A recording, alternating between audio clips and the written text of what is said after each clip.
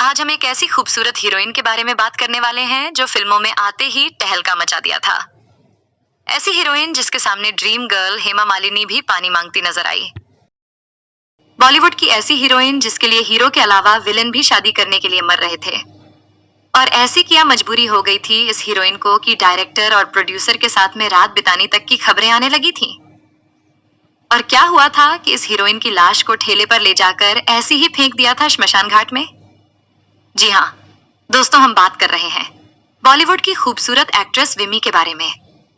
सन 1943 की जनवरी में पंजाब के जालंधर में एक सिख फैमिली में पैदा होने वाली विमी का असली नाम विमलेश वाधवान था। इनके माता पिता टीचर्स थे और पुराने ख्यालों वाले और सादगी पसंद थे। फिल्में तो छोड़िए, वो लड़कियों के वेस्टर्न ड्रेसेस पहनने और मेकअप करने तक के खिलाफ थे। लेकिन उनके ठीक उलट विमी एक आजाद ख्याल वाली लड़की थी। एक दफा बचपन में विमी ने खेल खेल में अपने बाल कैंची से काट लिए थे। इस बात पर विमी की मां ने उनकी पिटाई कर दी थी। वक्त गुजरा और विमी के माता पिता मुंबई शिफ्ट हो गए। मुंबई के सोफिया कॉलेज से विमी ने अपना ग्रेजुएशन कंप्लीट किया। पढ़ाई के दौरान ही विमी ऑल इंडिया रेडियो में कई प्रोग्राम में भी हिस्सा लिया करती थी। इसी दौरान विमी की मुलाकात शिव अग्रवाल से हुई, जो कि कलकत्ता के एक बड़े मारवाड़ी बिजनेस परिवार से थे। विमी ने उनसे शादी कर ली। विमी के माता पिता इस शादी के एकदम खिलाफ थे, लिहाजा उन्होंने विमी से अपना रिश्ता खत्म कर लिया। शादी के बाद विमी अपने पति के साथ कलकत्ता आ गई और उनको एक बेटा पैदा हुआ जिसका नाम रखा गया रजनीश। विमी के पति शिव अग्रवाल अमीर थे। ससुराल में विमी ऐशो आराम वाली जिंदगी गुजार रही थी। महंगे कपड़ों और आलीशान लाइफस्टाइल के बिना विमी का कोई भी दिन नहीं गुजरता था। उस दौर में गोल्फ और बिलियर्ड खेलना केवल अमीर लोगों को ही नसीब होता था। विमी की किस्मत ने भी उन्हें यह सब तजुर्बा हासिल करने का मौका दिया। अक्सर विमी अपने पति के साथ बड़े लोगों की पार्टियों में भी शुमार हुआ करती थी। ऐसी ही एक पार्टी ने ही विमी की किस्मत बदल कर रख दी थी। कलकत्ता के ग्रैंड होटल में ऐसी ही एक पार्टी थी। उस पार्टी में शहर के बस कुछ अमीर लोग ही शुमार हुए थे। इसी पार्टी में शिरकत करने आए थे उस दौर के एक बड़े म्यूजिशियन रवि। पार्टी में किसी ने रवि को बताया कि विमी काफी अच्छा गाती हैं। रवि, जो कि उम्दा म्यूजिशियन के अलावा एक बढ़िया सिंगर भी थे, उन्होंने विमी से सॉन्ग सुनाने की फरमाइश की। विमी ने रवि की फरमाइश मानी और एक गाना सुनाया। रवि को विमी की गायकी काफी पसंद आई, लेकिन विमी की खूबसूरती से रवि ज्यादा इम्प्रेस थे। रवि ने पार्टी में ही विमी से कहा कि वो फिल्मों में काम क्यों नहीं करती। विमी ने हंसते हुए जवाब दिया, मैं 2 बच्चे की मां ठहरी, मुझे भला कौन फिल्मों में काम देगा। रवि ने विमी और उनके पति शिव से कहा, मेरे बेटे के जन्मदिन की पार्टी है तो आप दोनों को मुंबई जरूर आना होगा। शिव अग्रवाल ने रवि का वो न्योता कबूल कर लिया और कुछ ही दिनों बाद विमी और शिव अग्रवाल मुंबई पहुंच गए। रवि ने अपने बेटे के बर्थडे की एक छोटी सी पार्टी रखी और इस पार्टी के मेन बॉलीवुड के कुछ ही लोग शुमार हुए। इस पार्टी का केवल एक ही मकसद था, विमी को बी.आर. चोपड़ा से मिलाना, जो कि इस पार्टी में शुमार होने वाले थे। और उन्हीं दिनों वो अपनी नई फिल्म हमराज के लिए एक नई हीरोइन की तलाश में भी थे। दरअसल हमराज फिल्म में हीरोइन को फिल्म के बीच में ही मर जाना था, लेकिन उस दौर की सभी बड़ी हीरोइनों जैसे नंदा, माला सिन्हा और आशा पारीख ने ये फिल्म करने से साफ इनकार कर दिया था। इसलिए बी.आर. चोपड़ा हमराज के लिए किसी नए चेहरे की तलाश में थे। पार्टी में रवि ने विमी और उनके पति शिव अग्रवाल बी.आर. चोपड़ा से मिलवाया, लेकिन बी.आर. चोपड़ा ने विमी या उनके पति से फिल्म के बारे में कोई भी बात नहीं की। पार्टी खत्म हुई और बी.आर. चोपड़ा चले गए। विमी और उनके पति को लगा कि शायद बी.आर. चोपड़ा को विमी को फिल्म में लेने में कोई दिलचस्पी नहीं है। अगले दिन जब रवि बी.आर. चोपड़ा मिलने उनके ऑफिस पहुंचे तो उन्होंने खुद ही विमी का जिक्र रवि से किया और विमी को अपनी फिल्म हमराज में लेने की बात कही। रवि ने विमी और उनके पति शिव को बताया कि बी.आर. चोपड़ा विमी को अपनी फिल्म में लेना चाहते हैं। विमी ने रवि से कुछ दिन सोचकर जवाब देने को कहा।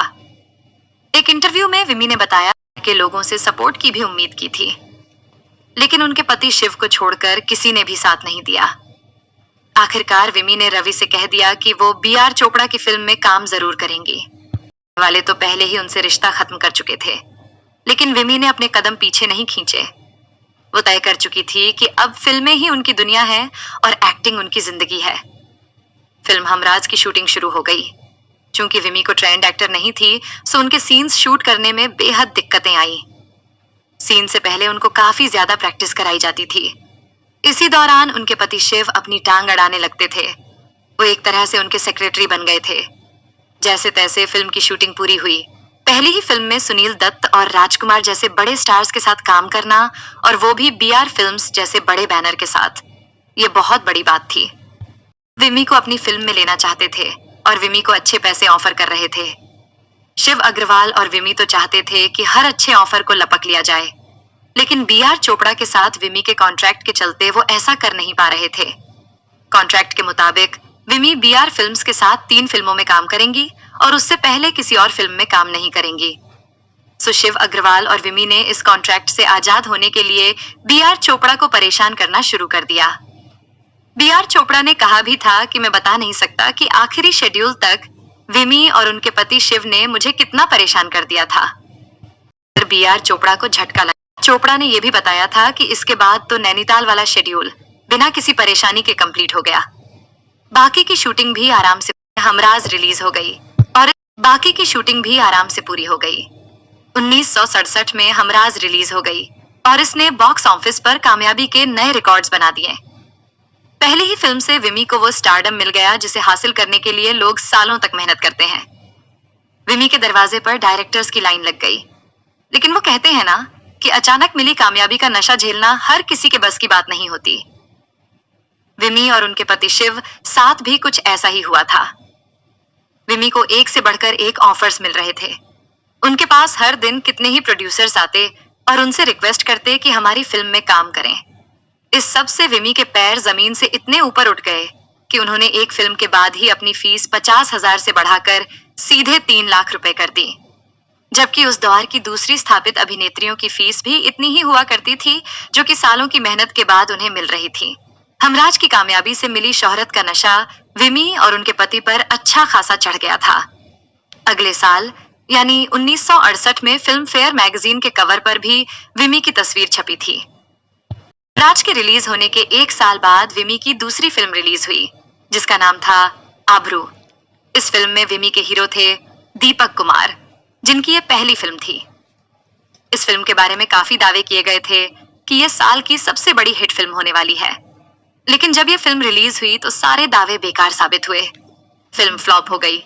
इस फिल्म का फ्लॉप होना विमी और उनके पति के लिए एक बहुत बड़ा झटका था। हमराज में भले ही अपने छोटे से रोल के बावजूद विमी को बड़ी कामयाबी मिली थी, लेकिन आबरू में विमी की एक्टिंग पर हर किसी की नजर थी। दबी जुबान में चर्चा होने लगी कि विमी को एक्टिंग नहीं आती। लोग विमी को वुडन फेस कहकर उनका मजाक उड़ाने लगे थे। लोग कहते थे कि विमी एक्टिंग की बजाय अपने मेकअप और लुक्स पर ही मेहनत करती हैं। 1971 में विमी की एक और फिल्म रिलीज हुई, जिसमें उनके हीरो थे शशि कपूर। फिल्म का एक गाना काफी हिट हुआ, जिसके बोल थे, थोड़ा रुक जाएगी तो तेरा क्या जाएगा। लेकिन ये फिल्म भी आबरू की तरह ही बुरी तरह फ्लॉप हो गई। पहली फिल्म से अचानक मिला स्टारडम अब तेजी से जा रहा था। उधर विमी के पति शिव की दखल भी इनके करियर में कुछ ज्यादा ही बढ़ गई। इस वजह से डायरेक्टर्स ने उनसे दूरी बनाना शुरू कर दिया। विमी की कुछ और फिल्में भी आई, जैसे कहीं आर, कहीं पार, कहानी हम सबकी, लेकिन ये सब फ्लॉप हो गई। गुड्डी एक ऐसी फिल्म थी जो हिट हुई थी, लेकिन इसमें विमी का एक छोटा सा ही रोल था, तो उन्हें इसका कोई खास फायदा नहीं मिला, फ्लॉप हो गई। उस प्रोड्यूसर का इतना नुकसान हुआ अब तक विमी और उनके पति शिव को गरीबी ने अपनी जद में ले लिया था। किराया न चुकाने की वजह से बांद्रा के एक आलीशान अपार्टमेंट को छोड़कर उन्हें पाली हिल के एक आम से मकान में आना पड़ा। यहाँ भी बिजली का बिल देने में उन्हें दिक्कतें आने लगी। बिजली कट जाने की वजह से कई दिनों तक इन्हें अंधेरे में ही रहना पड़ा। नतीजा ये हुआ कि विमी और उनके पति शिव के बीच झगड़े शुरू हो गए।